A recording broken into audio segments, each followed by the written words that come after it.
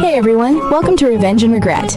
If you love shocking stories, real betrayals, and unforgettable moments of revenge, you're in the right place. On this channel, we dive deep into the most jaw-dropping tales that'll leave you speechless. Stay tuned because you won't want to miss a single twist. Make sure to hit that subscribe button and ring the bell so you never miss any of our mind-blowing stories. And if you've been through something wild yourself, share it in the comments. We might just feature it in our next video. Now, sit back, relax, and let's dive into today's story.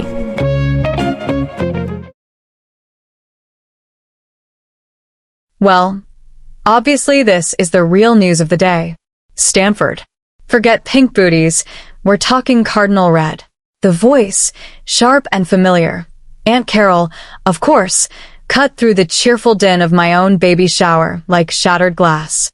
I froze, halfway between thanking someone for a ridiculously cute diaper stacker and trying desperately to keep the fake smile plastered on my face. My baby shower. The one I'd planned for months. The one celebrating the little miracle growing inside me after years of heartache. And here was Aunt Carol, echoing the sentiment that had been slowly, insidiously hijacking the entire afternoon. Forget the baby stuff. My moment, my celebration, was being actively erased, overshadowed by his news. Right here, right now, in a room filled with pastel decorations and gifts meant for my child. The forced smile finally cracked, heat rushing to my cheeks, tears stinging the backs of my eyes. Forget the baby stuff? Seriously? Whoa. Okay. Take a deep breath with me. Yep. That lovely little snippet you just overheard? That was the sound of my heart breaking right alongside the last shred of my composure at my own baby shower. Intense, right? How one casually cruel comment can just crystallize everything that's gone wrong. But trust me, Aunt Carol's booming pronouncement wasn't the start of it. It was just the rotten cherry on top of a cake that wasn't even about me anymore. If you want to understand how my once-in-a-lifetime celebration of impending motherhood somehow turned into an impromptu college acceptance party for my brother, maybe hit that subscribe button while I try not to completely unravel retelling this. Okay, deep breaths. Let's rewind way back before Stanford banners mentally replaced the "it's a girl" balloons.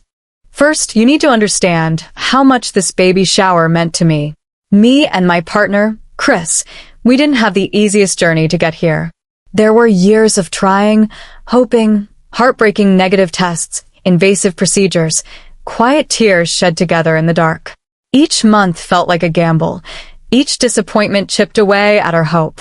So when we finally saw those two pink lines appear, it wasn't just happiness. It was overwhelming relief, profound gratitude, the culmination of a long, painful struggle. This baby, this little girl growing inside me, felt like a miracle. Our miracle. So the baby shower, it wasn't just some cutesy party with tiny sandwiches for me.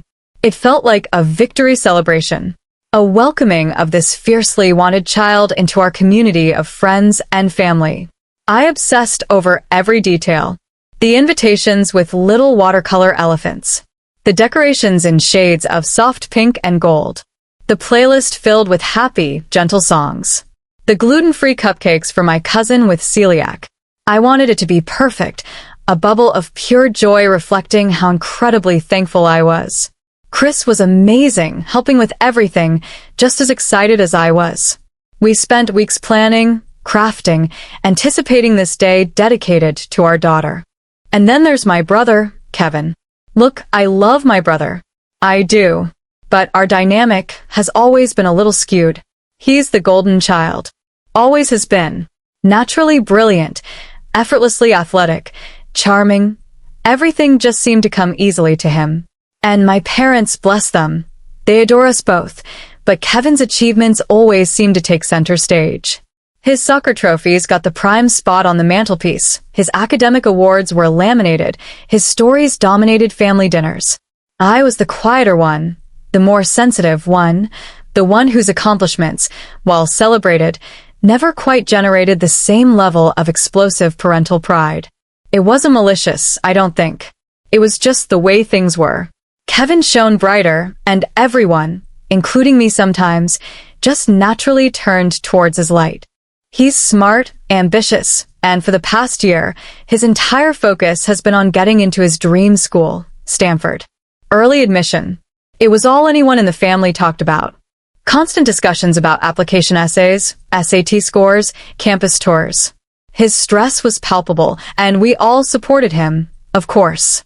But I'd be lying if I said a tiny part of me wasn't relieved when my big news finally arrived, thinking, maybe just for a little while, the family spotlight could shift. Maybe my major life event could be the focus, just for today. Naive, I know. The day of the shower arrived, sunny and perfect. Our backyard looked magical, strung with fairy lights and balloons.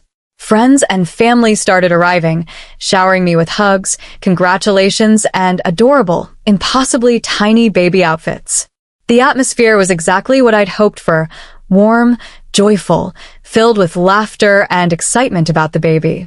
We played silly games, ate too much cake, shared pregnancy stories. Chris was beaming, holding my hand, rubbing my back. For the first couple of hours, it was perfect. My perfect day. Kevin arrived about halfway through. Fashionably late, as usual. He gave me a quick hug, handed over a gift bag, which I later discovered contained a Stanford-branded onesie, subtle, right? And immediately launched into an apology about being held up by a crucial email. Okay, fine. People milled around, chatting. I started opening gifts, holding up tiny socks, squealing over a fluffy bunny blanket. Everyone oohed, and awed appropriately. It was lovely. And then it happened. Right as I was unfolding a beautiful handmade quilt my grandmother had spent months making, Kevin cleared his throat. Loudly. Excuse me, everyone, he announced, stepping into the center of the patio, effectively halting the gift opening. Sorry to interrupt, but I just got that email I was waiting for. He paused dramatically, a slow smile spreading across his face. Every eye in the yard swiveled towards him. You could feel the collective breath being held. I got in, he yelled, pumping his fist. Early admission. Stanford class of 20 whatever. Of course, the place erupted. Cheers, applause, shrieks of excitement. My parents practically tackled him with hugs, tears streaming down their faces. Aunts, uncles, cousins rushed over to congratulate him, slap him on the back. And rightfully so. It was huge news. Amazing news. I was genuinely happy for him, truly. That accomplishment was massive, the result of years of hard work. I managed a genuine smile, clapped along, even yelled out, "Congratulations, Kev." Over the din, acknowledging his moment was the right thing to do. But then the moment didn't end. It just kept going. And expanded. It swallowed everything else. My grandmother's quilt lay forgotten in my lap. The pile of unopened baby gifts sat neglected on the table. The conversation shifted entirely and irrevocably from baby names and due dates to SAT scores, dorm preferences, and the prestige of Stanford. Suddenly, Aunt Carol was loudly recounting Kevin's academic achievements since kindergarten. Uncle Mike was grilling him about potential majors. My dad was beaming, puffing out his chest, telling everyone within earshot about Kevin's acceptance essay topic. My mom was already planning a celebratory dinner, maybe even a bigger party specifically for him. It was like a switch had flipped. The baby shower decorations, the pink balloons, the carefully curated playlist, they became mere background noise, faded wallpaper behind the glittering spectacle of Kevin's Stanford acceptance. I tried, gently at first, to steer the conversation back. "Oh, look at this adorable mobile someone got her," I'd say, holding up a gift. A few polite nods, maybe a quick, "Oh, that's sweet," before the conversation immediately snapped back to Kevin. "So, Kevin, will you need a car on campus? Did you hear about Stanford's engineering program, Kevin?" It felt like I was shouting into a hurricane. Invisible. Irrelevant. Chris noticed. He squeezed my hand, gave me a look that said, "I see this and I'm sorry." He tried too, making comments about the baby, asking about the remaining gifts. But his efforts were drowned out by the overwhelming tide of Stanford enthusiasm. It wasn't malicious on anyone's part, I don't think. People were genuinely thrilled for Kevin. But the complete lack of awareness, the utter dismissal of my celebration, my milestone, My miracle baby, it stung. Deeply. I started feeling small. Like my pregnancy, the very reason everyone was gathered here was suddenly secondary. An afterthought. The joy I'd felt just an hour earlier leached away, replaced by a familiar, uncomfortable feeling of being overshadowed. Of my big life event being treated as less significant, less exciting, less important than my brother's academic achievement. And the fact that it was happening at my baby shower, the one day that was supposed to be unequivocally about me and my daughter, that amplified the hurt tenfold. I plastered on a smile, circulated, pretended everything was fine. But inside, I was crumbling. I saw the cake being brought out, the beautiful cake I'd agonized over choosing, with little pink frosting booties on top. And I swear I heard someone, maybe Cousin Deb, say brightly, "Oh, perfect timing. We can sing, for he's a jolly good fellow for Kevin." My stomach dropped. Were they seriously going to hijack the cake too? That's when I needed to escape. I mumbled something about needing the restroom and fled inside, the fake smile finally dissolving as soon as the kitchen door swung shut behind me. I leaned against the counter, breathing hard, trying to push back the tears. And that's when I heard it, through the slightly open window connecting to the patio. Aunt Carol's voice, loud and clear, carrying over the general murmur. Well, obviously this is the real news of the day. Stanford. Forget pink booties, we're talking cardinal red. Yes. Just like I told you at the start. That specific, casually brutal comment. Forget the pink booties. That was the callback moment. The final, undeniable confirmation that my baby shower had officially been rebranded as the Kevin Gets Into Stanford extravaganza. The tears I'd been fighting finally broke free, hot and stinging, born of hurt, anger, and a profound sense of being utterly dismissed on what should have been one of the happiest days of my life. The immediate moments after overhearing that, they were a blur of choked-back sobs in the downstairs bathroom. I splashed cold water on my face, took deep breaths, tried to pull myself together. Go back out there? Keep pretending? Or just hide? The thought of facing everyone again, of trying to reclaim a spotlight that had so decisively moved on, felt exhausting and humiliating. Eventually, Chris came looking for me. He found me sitting on the edge of the bathtub, wiping my eyes.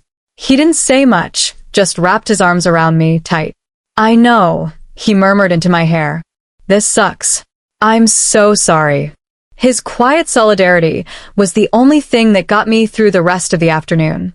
I did go back out, forced another smile, sat through the remainder of the celebration. People eventually started filtering out. Some offered quick, slightly awkward congratulations on the baby again, maybe sensing the shift in my mood. Others left, still buzzing about Kevin, seemingly oblivious. My parents, bless their hearts, were ecstatic about Kevin but also clearly felt something was off with me. My mom gave me a worried look, asked if I was feeling okay, attributing my quietness to pregnancy fatigue. I didn't have the energy or the courage to tell her the truth right then. That her daughter felt like a forgotten footnote at her own party. Cleaning up after everyone left felt hollow. Folding tiny baby clothes felt performative. Putting away leftover cake, which, thankfully, they hadn't added Kevin's name to Small Mercies, just made my stomach clench. The happy bubble had burst, leaving behind a residue of resentment and hurt. Later that night, Chris and I talked. Properly. I let it all out. The feeling of being invisible, the hurt that Kevin's admittedly amazing news had completely eclipsed mine, the insensitive comments, the frustration with the familiar family dynamic playing out yet again. Even now. He just listened, validated my feelings, held me while I cried some more. He was angry on my behalf, which helped. Did I talk to Kevin? Eventually. A few days later. He was still riding high on his Stanford cloud. I tried to explain how I felt, happy for him, truly, but hurt by the timing and the way his news completely took over my dedicated celebration. His reaction? Defensive. Confused. What? I could not share my news. Everyone was there. He genuinely didn't seem to grasp how hijacking someone else's milestone event might be insensitive. He accused me of being jealous, of trying to steal his thunder. That conversation didn't end well. It created a distance between us that still lingers. And my parents? I talked to them too. They were apologetic, in their way. Oh, honey, we were just so excited for Kevin. We didn't mean to overlook you, or the baby shower. But the underlying current remained. Kevin's achievement felt, to them, like the bigger, more impressive news. Maybe it was. But did it have to negate mine? Especially on that specific day? Life now is navigating this new layer of complexity with my family. The initial sting has faded, replaced by a low-level ache, a lingering wariness. I love my brother. I love my parents. But that day highlighted a pattern I can no longer ignore. It forced me to realize that sometimes I need to actively claim my space, my importance, my moments, because they won't always be automatically granted, even by the people who love me most. The baby shower incident. My brother announced he got into Stanford right in the middle of it. It robbed me of the pure, unadulterated joy I deserved that day. It tainted the memory. But it also taught me something. This little girl inside me, she is the real news. She is the miracle. And her arrival, her life, won't be overshadowed.